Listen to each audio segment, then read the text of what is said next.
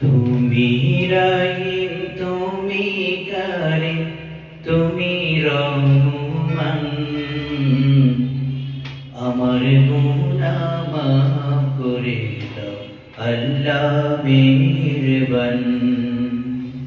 তুমি রহিম তুমি কারিম তুমি রহমান,